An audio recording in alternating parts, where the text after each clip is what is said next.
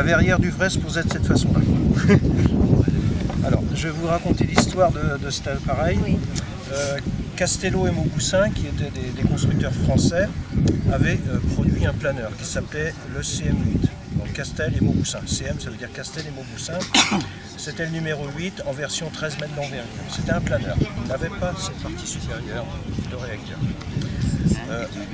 À côté de cela, il y avait un gentil fabricant de réacteurs français qui voulait faire des réacteurs petits, des avions monoplace. Donc ils ont conçu ce qu'on appelle le Piméné, un réacteur qui développait que 80 kg de poussée, c'est très faible. Le planeur faisait grandeur, je parle, 300 kg. Donc on avait un rapport de poids-poussée qui était inférieur au tiers. Donc c'est très très faible. Et donc Marbury, il a dit, enfin ils ont dit, notre réacteur on va le mettre sur ton planeur. Alors ils ont fait des trépieds, il n'y avait pas de carénage, ils ont bridé ça, et puis ils ont fait des essais de vol.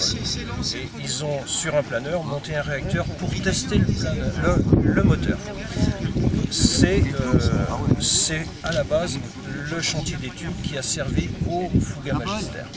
Pourquoi? Parce que ce réacteur, il a été développé en 80 kg et ensuite le Piméné en 100 kg, 200 kg et il a fini sur le Marbury qui a été placé de chaque côté du fuselage, dans les ailes. Ils ont rallongé pour mettre deux pilotes, ils ont recoupé les ailes et ils ont fait le Fouga Magister. Juste à l'échelle. Alors il y a eu deux versions de stabilisateurs, et là ça on ne les trouve pas sur les plans 3 vues, il a fallu que je cherche énormément, notamment un propriétaire de CM8. Il y a eu deux dimensions de stabilisateurs, celui-là c'est le plus large en envergure, ils l'ont fait, il était en magnésium, ils l'ont fait pour le réacteur, parce que le planeur il était plus court en corde. Il avait la même envergure mais les cordes étaient plus petites. Et il manquait de stabilité parce qu'il a un bras de levier très court. Vous voyez, il est très court, il est très rapproché, très trapu, il a un grand nez, mais l'aile mériterait d'être avancée, quoi, en fait. Donc c'est assez particulier. Donc voilà l'histoire de la construction. Pour tout vous dire et rentrer plus dans l'histoire, donc il a été fait avec le 80 kg, le 100 kg, le 200 kg, mais ils étaient joueurs, mais très joueurs, je peux vous assurer.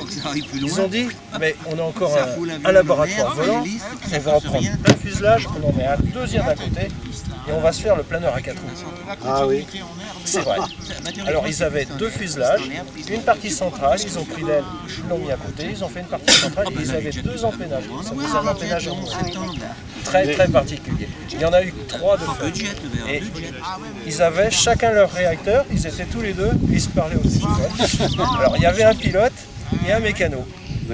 C'est une vraie histoire. Et c'est les Français. Hein. Et puis ils ont fait un troisième. Alors il s'appelait les Gémeaux. Vous pouvez regarder sur l'histoire, ça s'appelle les Gémeaux. Et ensuite ils ont mis le 200 kg avant de le mettre dans le Fouga Magister. Ils l'ont mis sur le bipoutre avec le 200 kg entre les deux. Il n'y avait plus de réacteurs sur les fuselages. Donc c'est l'histoire de la jeunesse du Fouga, enfin surtout du Magister. Cet avion, c'était le monoplace le plus petit et le seul au monde qui a volé, le premier monoplace à petit réacteur qui a volé. Si vous êtes passionné, vous allez sur, j'ai plus le nom du site, Minijet. Sur le site Minijet, c'est le fils de M. Bézard, propriétaire du CM8 de grandeur, parce qu'il n'en reste qu'un au monde en état de vol, et il est à Chartres. Et M. Bézard, quand il volait, le Piméné démarrait à l'essence. Il volait au kéro, mais il démarrait à l'essence. Ils avaient une turbine à moteur électrique, une grosse dynamo avec des batteries pour le faire partir, et ils mettaient des couvertures partout autour. Alors je lui ai dit, mais pourquoi tu mettais des couvertures? On a dit, parce que l'essence et le kéro, ça coulait partout. Alors des fois, ça prenait feu.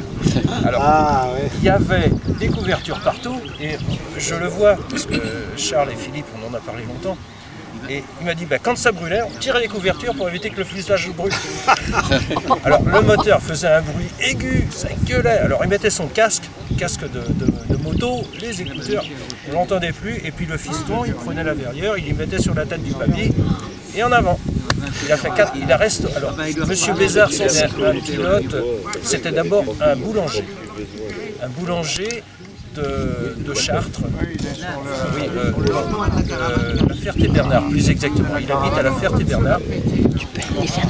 Et il était passionné d'avion, donc il a racheté un planeur, refaire faire un moteur qui était... Alors le moteur qu'il a racheté, parce qu'il n'existait plus dans l'état, il a racheté un moteur qui était monté sur un hydroglisseur. Il s'en servait pour faire des tests. Il a récupéré le moteur, il l'a fait réparer par une association, il a monté le moteur dessus, il a fait 80 heures de vol sur son Fouga. Alors, pour toute une histoire, c'est assez drôle, quand il l'a ramené, le dernier vol, il l'a ramené au musée d'Angers, au GPPA. Il appelle la tour de contrôle, il lui dit voilà, je voudrais me poser sur le terrain d'Angers, d'Avrier. Non, pas Avrier, c'était Marseille. Alors il appelle la tour de contrôle. Ok, vous avez l'autorisation, vous êtes en planeur, vous prenez la piste en herbe. Ah, il dit non.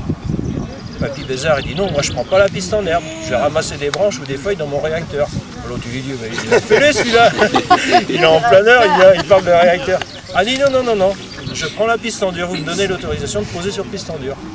Alors, allô au téléphone, le GPPA, il s'appelle Christian Raval. C'est quoi le Charlot là qui vient là, avec son planeur? Non, non, non, non, vous le posez, vous prenez la piste en dur. Alors Papy Bézard, il fait un passage, 250 à l'heure sur piste. Ah ouais, ça des boules.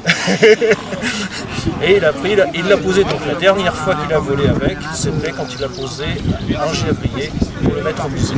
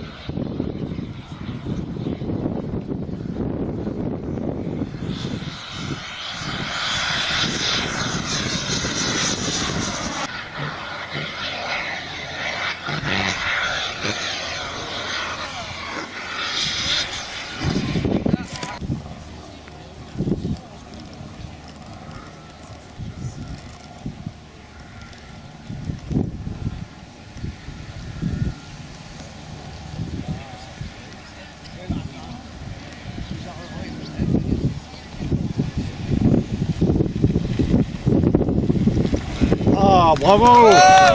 Bravo!